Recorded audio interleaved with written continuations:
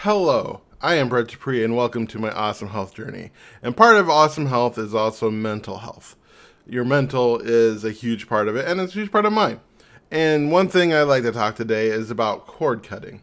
Cord cutting is an exercise that I like to use to break off past energetic relationships to people I've had in the past or people I have in the present. Now, is energy real? In my humble opinion, it doesn't matter. What matters is the intention. And I do believe that if you do certain visualizations, that your brain does neural pathways to help correlate them.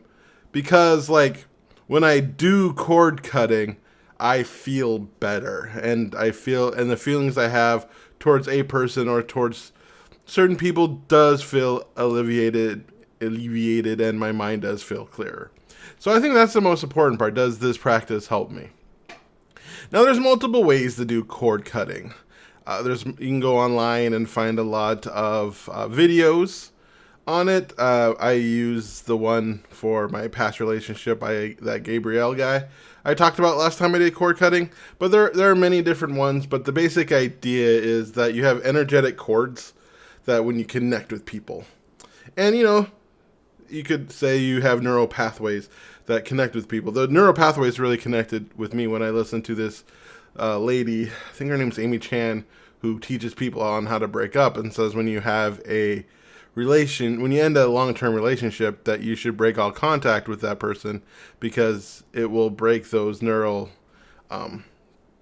connections in your brain that associates, the relationship feelings and stuff with that person.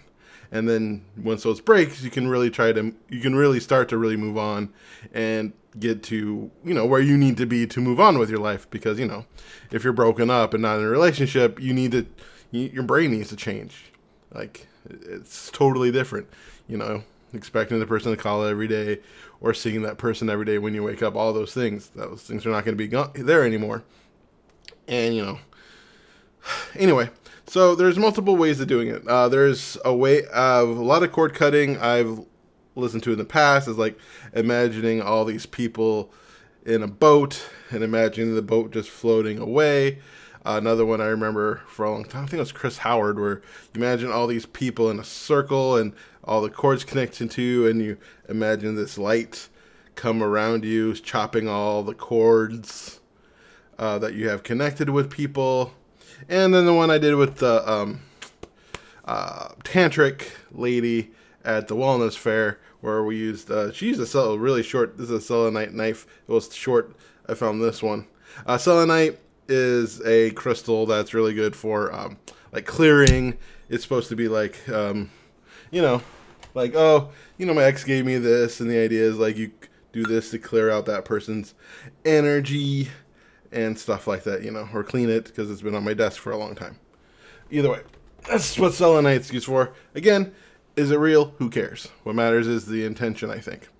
So if you're thinking like, man, this guy's crazy, he believes in crystals. Well, I associate intention with that crystal, and I think that helps, and that matters. Because that's what we are in life, intentional beings, in my opinion. And so, like the person I said to cut out my life, just an old relationship, friendship that, I don't know. I start questioning, thinking, does this relationships actually serve me? And it's like, why am I even holding on to it? It doesn't even make sense at this point in time. Because it's just been nothing but disappointment for years. And so, just imagine all the chords and just using this and go chop. And use the like chop and then chop. And kind of like imagine the cords being cut with that person with a nice selenite knife. And I think that is a thing to do. Plus, you might be wondering, well, if I do everybody, what if I cut cords, and if energy's real, and I cut cords with people who I don't want to cut cords with? Well, I think cutting cords in that regard is kind of like if I cut cords with, let's say, my sister Tasha. And what it does is just cuts, old energetic cords we had when we were children. And I still have all those memories. I still have all those love. I'm still the sister that I'd always help down every morning on the hill when he lived in Waterford because it was a little wet and I didn't want my sister to slip. That's always going to be there. I'm always going to love her. But, cutting those old cords is kind of like cutting like the old thought of her, because my sister isn't 11 to any. She's not 11 anymore. She's not 12 anymore, right? She is a 29-year-old woman and will always be a 29-year-old woman. And I think that's the age she wants to be. Well, anyway, the idea, I think, with current people is you kind of cut the cords of who they thought to be, because we're all growing, we're all different. The person I am at 44 right now is different than the person I was at 40, which is different than the person I was at 35, is different than the person I was at 30, different than the person I was 25, 20, and so on. And to try to connect with 44-year-old Brett with 35-year-old Brett who is in your mind is going to cause a disconnect, because while there's a lot of similarities between the two, because the core of who I am is still there, I have a lot more experience, a lot more wisdom, a lot more things happen to me. In fact, sometimes it's just even there. Like if you contact me a year ago when I was in my depression and I was kind of bitter and I was just not in a good mindset and it was hard for me to do anything. Like connecting to that person is different than connecting to me now. And it was different to connecting with me 2 years before that, because, a year before that is when I went through my first breakup. And so I was also pretty sad. Yeah. So, like, even in this 4-year span, the difference between 2020 Brett first dealing with the pandemic is different than 2021 Brett dealing with my first breakup, with my ex dealing with 2022 Brett while I'm dealing with my depression, and dealing with 2023 Brett is different. And thus cutting the cords with me will allow you to build a new cord with me now, with who I am today. And that's the way I think about it, because we're always changing. And I think it's always good to reconnect every time we connect. Because the person that I was a year ago, I'm not saying is dead, but it's like I'm not that person right now. And the person I was 20 years ago is not the person I was. The person I was as a child is just a memory in my brain. It's not who I am. So I do believe cord